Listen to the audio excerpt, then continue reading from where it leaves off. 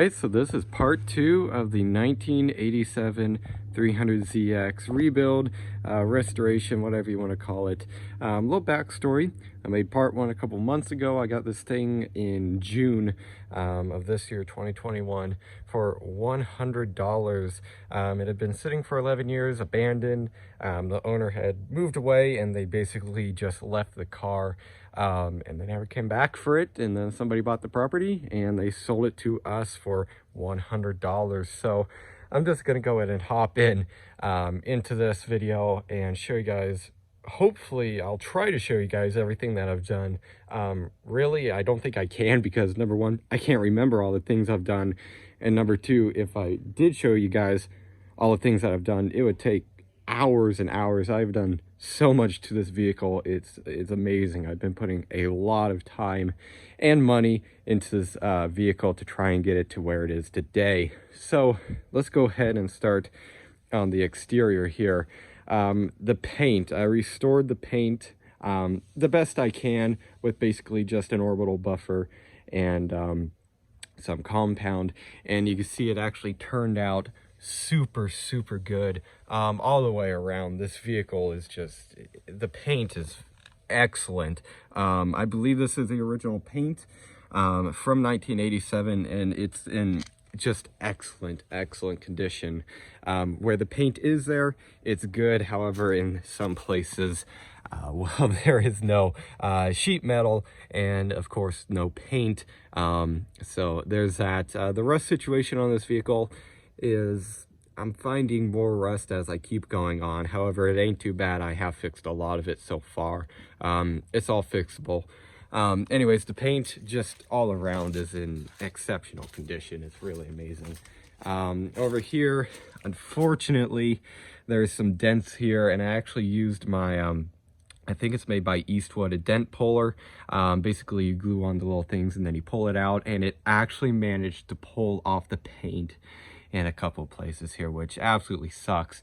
However, I can find touch-up paint for this vehicle, which I'll definitely get some and you know, touch that up. So not a huge deal. Sucks, but hey, it is what it is. Here I have fixed some of the rust the best I can. I'm an amateur at bondoing stuff. This was actually my first ever time using Bondo right here, because there is a little bit of a hole here, and it's a lot better than, you know, having a hole here. But anyways, that's Bondo, and then I just kind of painted over it real quick. Also did that right here. Here was just a big, huge hole. Again, this is a lot better than a hole.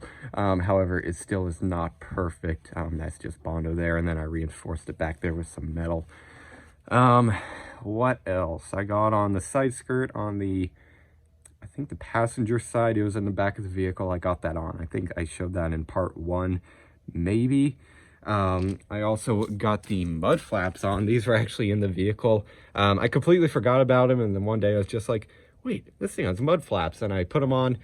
They're not great. I guess you could call the bracket here, you can see it's just totally rusted away there, but hey, they're on and they're not going to go anywhere, so I'm not really worried about that. The rims, I actually cleaned up the rims a lot. I polished this up with the orbital buffer and compound, and they actually turned out really good. The rims are in excellent shape. They're not bent or anything. And in here was all just faded, and there was literal stuck on brake dust that I just could not get off for the life of me. I tried a lot of different products on it, and I couldn't get the brake dust off.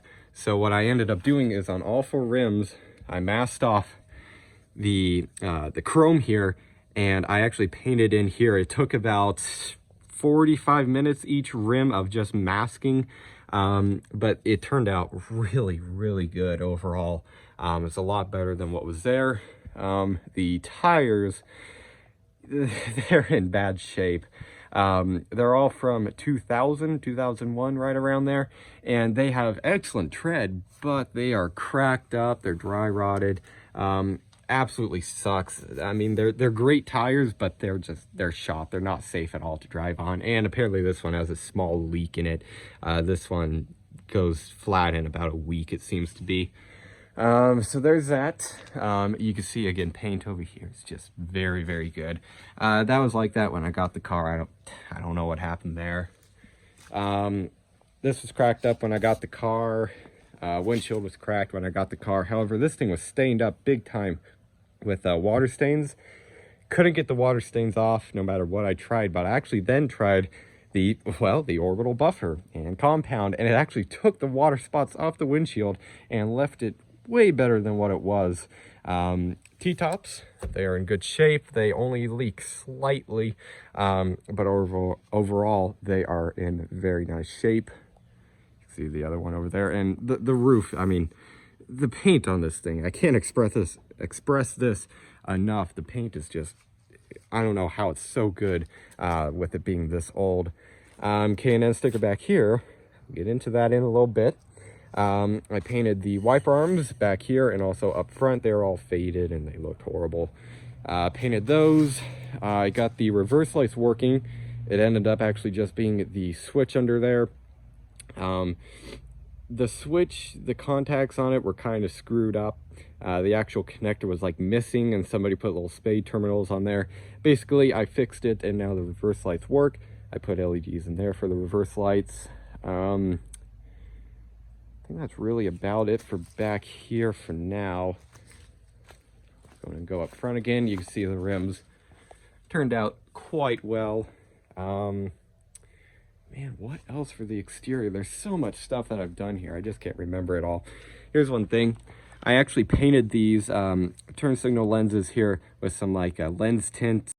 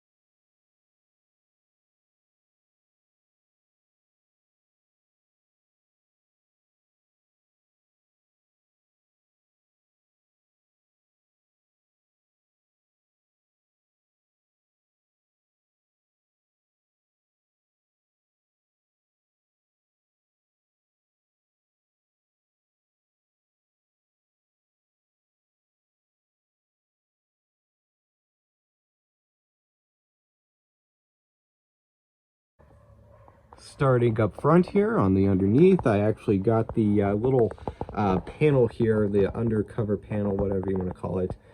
You could kind of see it there. I got that on.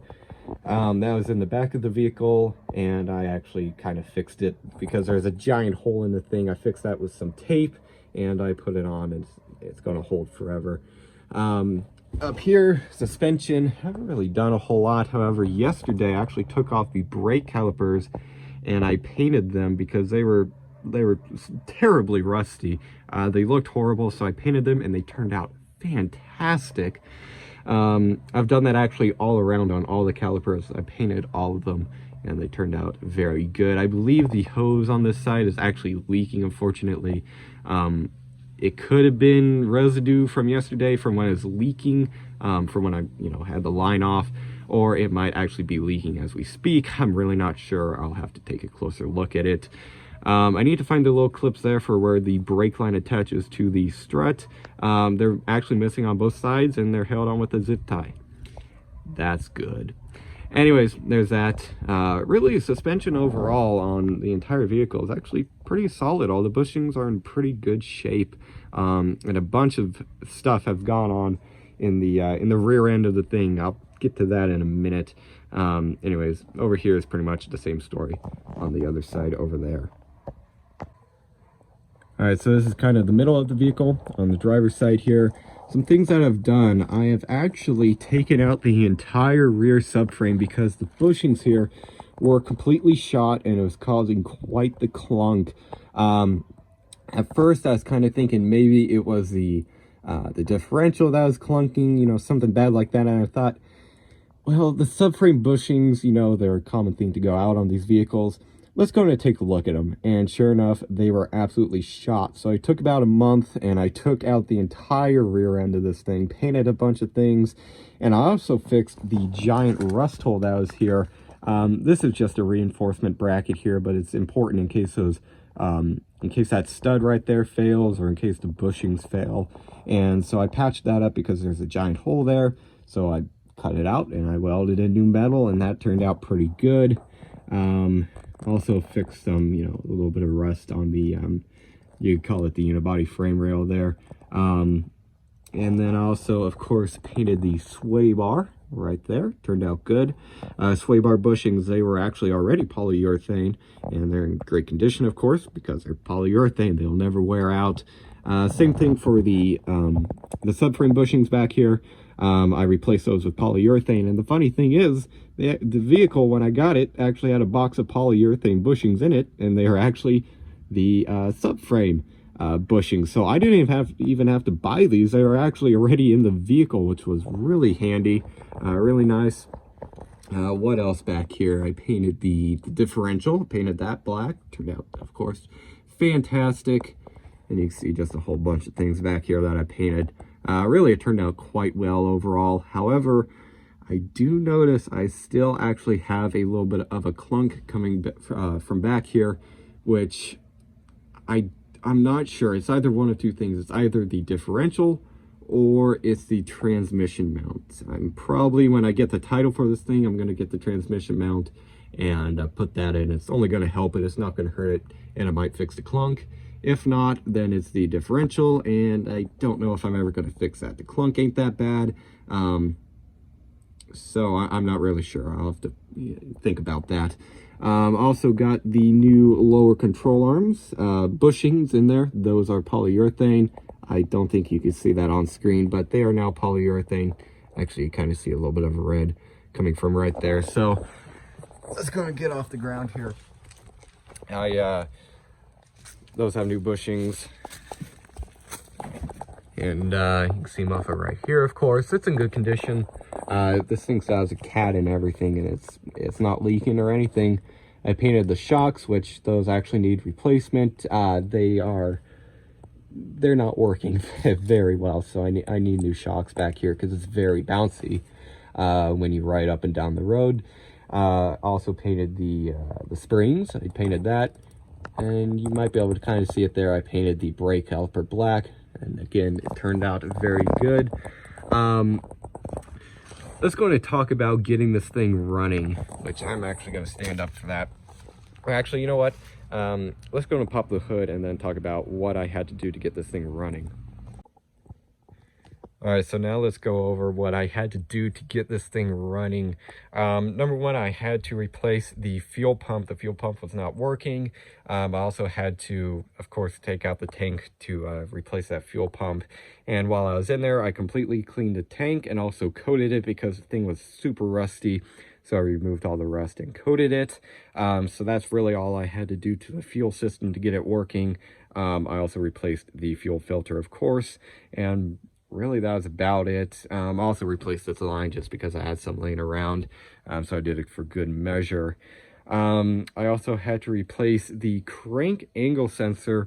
It actually lives in the distributor right here, and I actually got one out of a junkyard hard body with the same V6, and I put it in here, and it's actually an upgraded unit in those hard bodies, and I put it in here, and that allowed me to get spark because previously I had intermittent and very, very weak spark. Wouldn't be enough to start up the vehicle, so I had to replace that. And well, there it was, spark, and we actually sprayed some starting fluid in it, and it started up for the first time. I'll go ahead and play that video now.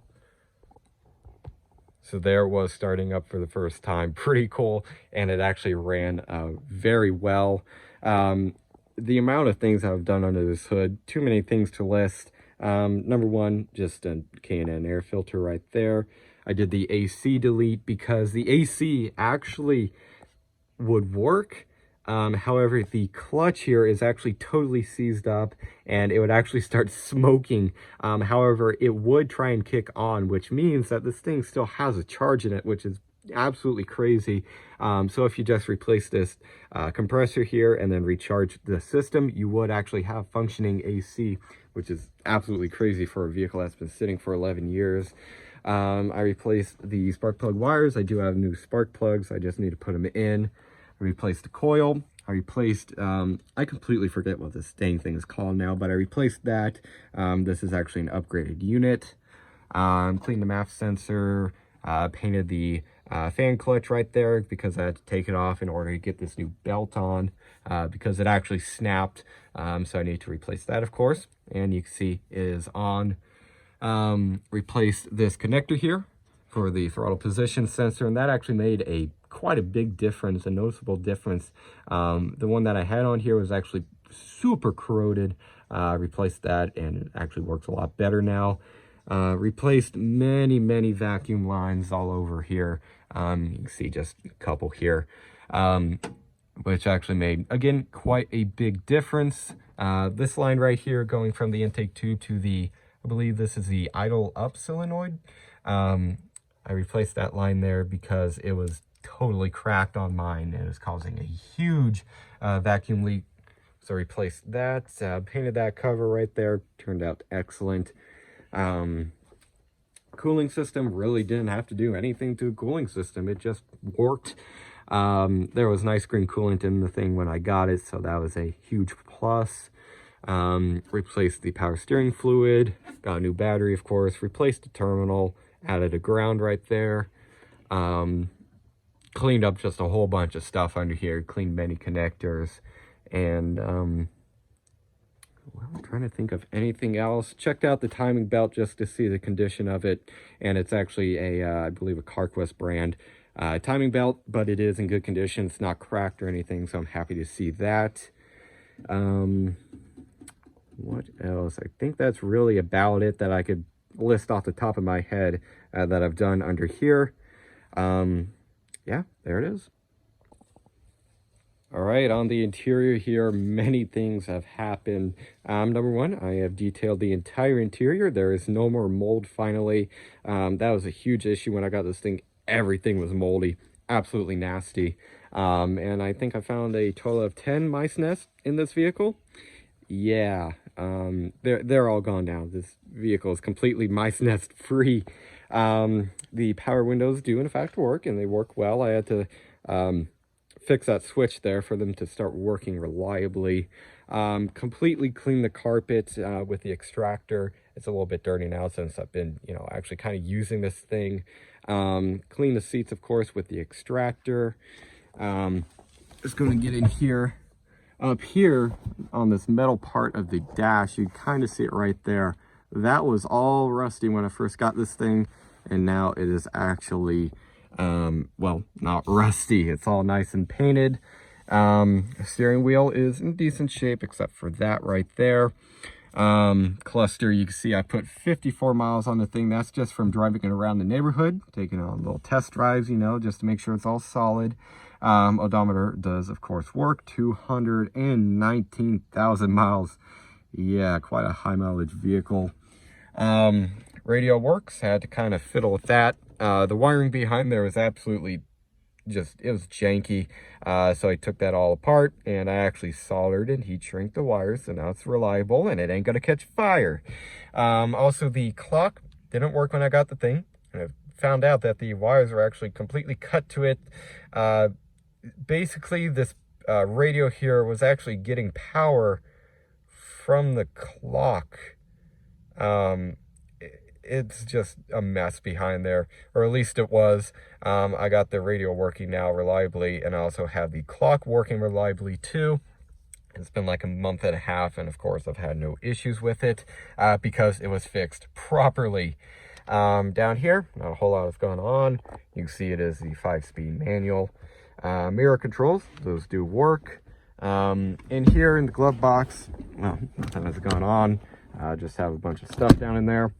I do need to replace this. It's actually chewed on by mice right there, which was kind of funny. Of course, I mean, again, the thing's completely mold free now. There's no more mold in the thing.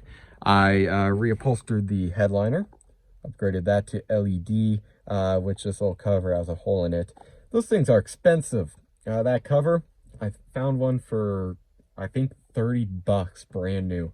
Absolute ripoff. Not going to buy one of those probably for quite a while. I might just leave it like that, really. What else in here? Windshield is cracked. I think I mentioned that before. I need to replace that. Carpets back here, of course, nice and clean now. No more mice pee and stuff in them. Unfortunately, this carpet has shrunk quite a bit over the years. I think that's a common issue just with sun, so it will need to get replaced eventually. Speakers back there are aftermarket. Actually, all 4 speakers are aftermarket, as I found out, but they all do work, and they work just fine. What else? I replaced the T-top upholstery right there. Turned out pretty all right. And, well, that's about it that I could list, again, off the top of my head in the interior. Of course, many, many, many small things have happened. But that's just a couple of the big things that have happened. I guess now I'll go and start the thing up. All right, let's go and start it here.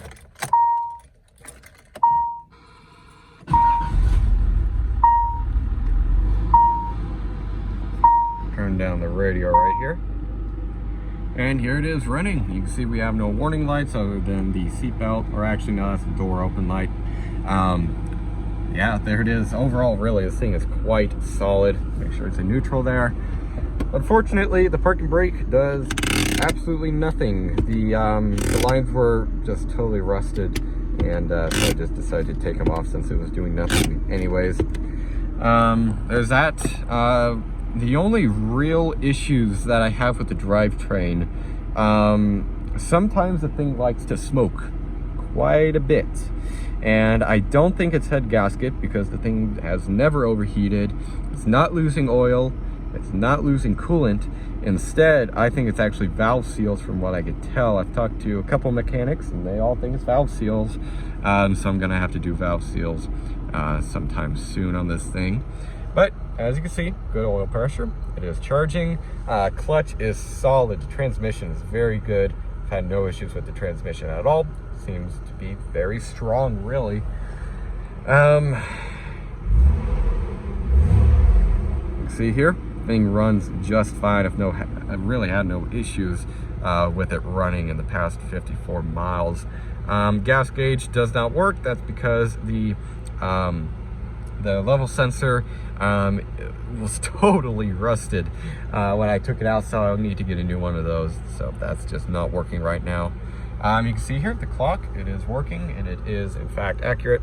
I'm going to show you guys there. You can see it's about a minute off, but there it is. Fan does work, it does blow. Yeah, there it is. Really, things quite solid for being infested with mice and you know, sitting for 11 years. Horn does work. Defrost works, rear wiper works. Again, pop-ups work. I'll show you guys here.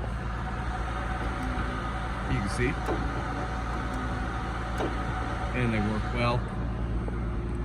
Blinkers work. Headlights work. However, I am having a weird issue with the right side. On the right side, the low beam does not work. Only the high beam works. However, on the left side, both high and low do work. I believe it's a switch right here. It's a common thing again on these. Probably just gonna have to end up replacing that. This temp gauge here, this thing, you might have noticed it's kind of tweaking out. It's like it when I got the vehicle, and it's still kind of like it. Sometimes when you first turn the key, even if it's been sitting all night, it'll sit about in the middle, and then just randomly it'll go down, and then I'll start reading accurately. I need to figure out something with that. It's probably just a sensor. I know the wiring to it is clean. I actually cleaned the connector, and it's just fine. So I think it's just a sensor is reading wacky. Probably because it's been, you know, sitting for 11 years, and it's really probably the original too. Man, what else? Oh yeah, those little lights there on the passenger and driver side do not work. I don't know why. They're not getting voltage. Wiring looks good, but they don't work. Of course, the bulbs are good too. I tested those. It's just not getting any power, so not quite sure what's up with that. I'll probably just end up never fixing it really. However, it would be nice. There's so many things that I've done to this vehicle that I'm just missing, but I think I've listed off all the real big things. Yeah, there it is. All right, so there it was, part 2 of the $100 1987 300ZX restoration. Overall, I am super happy with this thing and how it has turned out over the past couple months. Again, I've been putting a whole lot of time and a whole lot of money into this thing. I've been trying to work on it every day for the past couple of months, and I've pretty much been doing that in my free time. Overall, again, I'm pretty happy with the thing. It's for, I mean, for $100, considering this was a $100 car, especially a 300Z, it's turned out absolutely great. Of course, I'm gonna have to put a lot more time and a lot more money into this thing to get it, you know, kind of perfect, at least pretty dang good. Obviously, this car is never going to be perfect. However, I can make it a lot better than even how it is right now, and I'm definitely going to try and do that. So, yeah, I guess that's really it for this video. Hope everybody enjoyed, and don't forget to like and subscribe. I'll see you guys in part 3. Goodbye.